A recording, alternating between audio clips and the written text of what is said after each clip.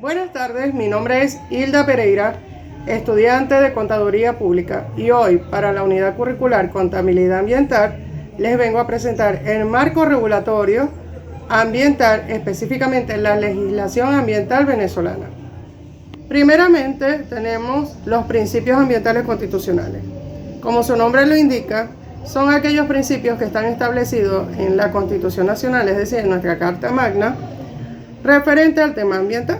En específico, en el artículo 107, habla sobre que es un deber utilizar el mecanismo de la educación para concientizar sobre el cuidado del ambiente en todos los niveles educativos. Y más específicamente, en el capítulo 9, habla sobre este tema ambiental, donde establece principios de que no solamente es un deber, sino también un derecho. Es decir, proteger todo el ambiente de la nación, todo lo que lo conforma. Entre eso incluye los parques nacionales. Y por supuesto, incentivar a la sociedad a que se promulgue esta gran iniciativa de cuidar el medio ambiente. Continuando con estos principios, también pueden ser considerados como tal los establecidos en el artículo 128, ya que dice que el Estado debe de adoptar políticas de ordenación en cuanto a la área ecológica, poblacional, cultural, económica, entre otras, todas estas fomentando premisas para lograr un desarrollo sustentable, siempre y cuando se involucre la sociedad en ello. En este punto tenemos el entramado legal en materia ambiental, y basándonos en la pirámide de Kelsen, tenemos primeramente la Constitución Nacional, es decir, la Constitución de la República Bolivariana de Venezuela.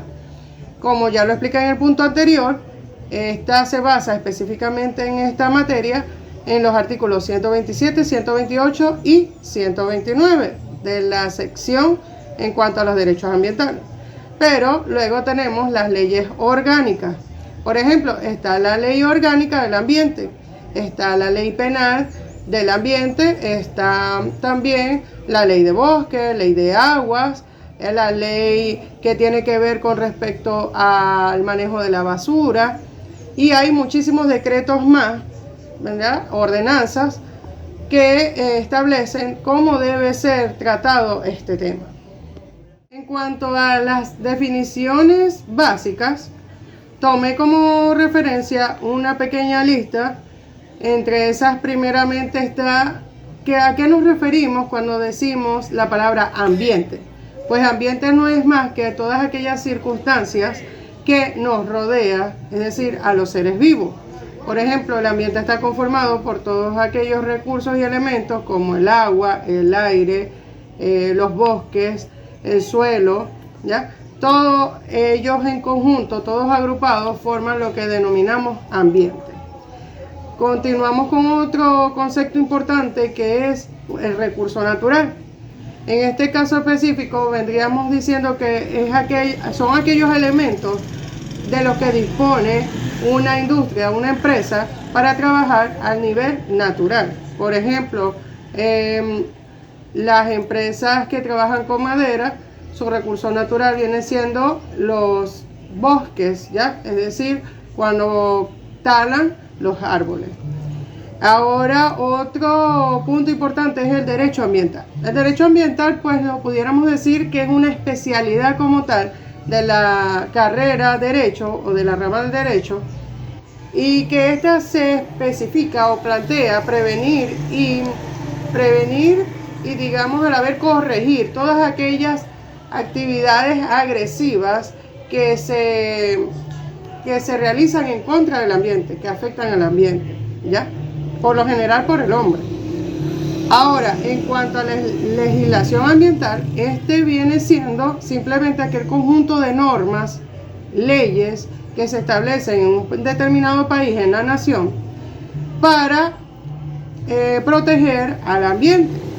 Y es importante que tengamos en cuenta la definición de ordenamiento territorial. La ordenación territorial pues consiste en la distribución de la población en el ambiente, ¿verdad? O sea, es decir, la distribución geográfica pero en donde se debe tomar en cuenta también el ambiente que nos rodea. Y esto es un punto muy importante porque a veces se empieza a fomentar poblaciones sin tomar en cuenta de pronto el hábitat natural, y eso causa desastres naturales.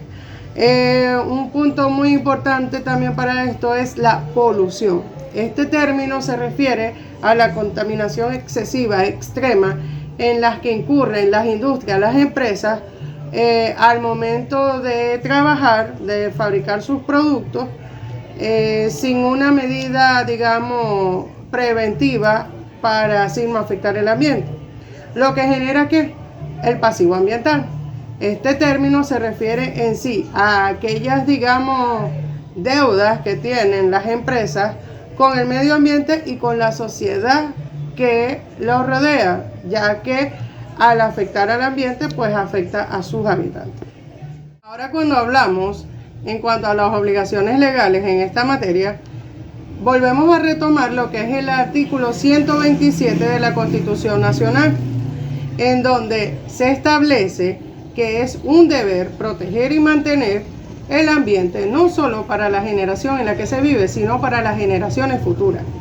A su vez, es un deber del Estado preservar y mantener este ambiente, ¿verdad? Y también la diversidad biológica, ecológica, la diversidad genética, todo aquello que se considere importante a nivel ecológico.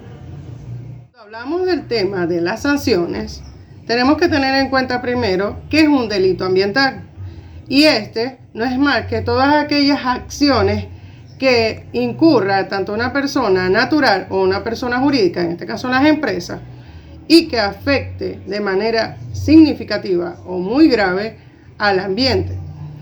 En específico, a aquellos recursos como el agua, el aire, el suelo, la fauna, la flora, los minerales, los hidrocarburos, en fin, todo aquello que se relacione con el ambiente.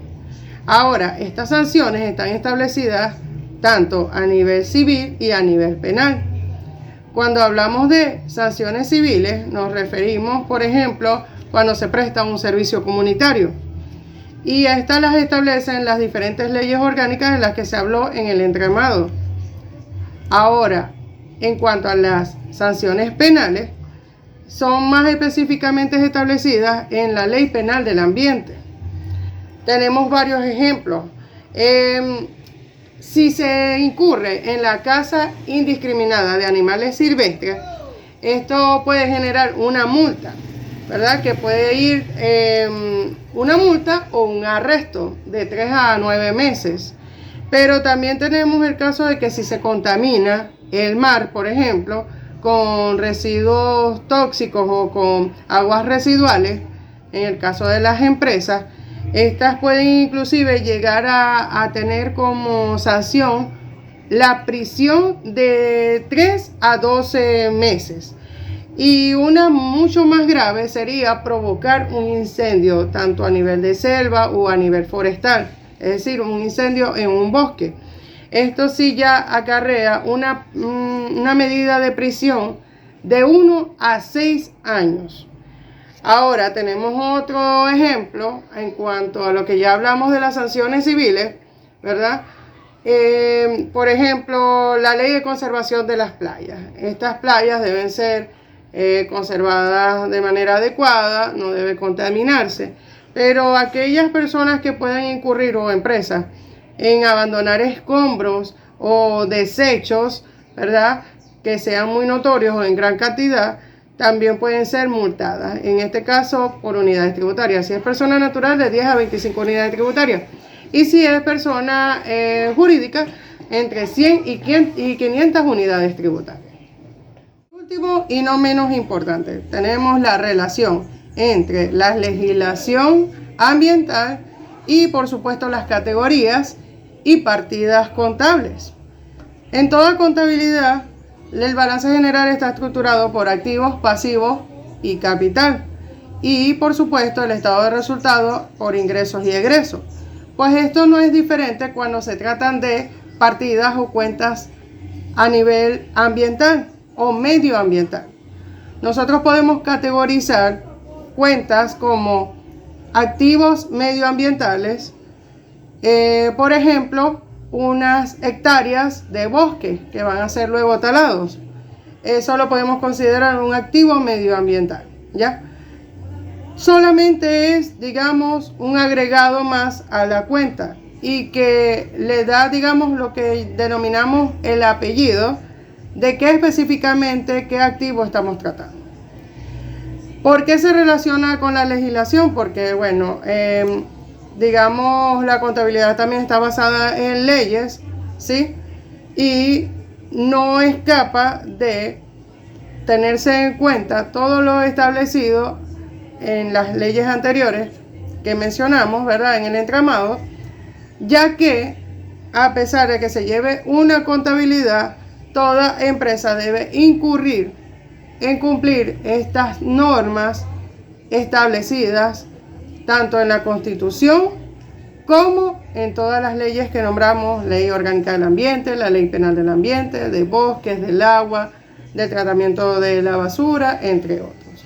Entonces, en conclusión, nosotros como futuros contadores debemos de cumplir a cabalidad no solo con registrar este tipo de asientos, sino también como parte de la sociedad a contribuir en el cumplimiento de estas leyes. Muchas gracias.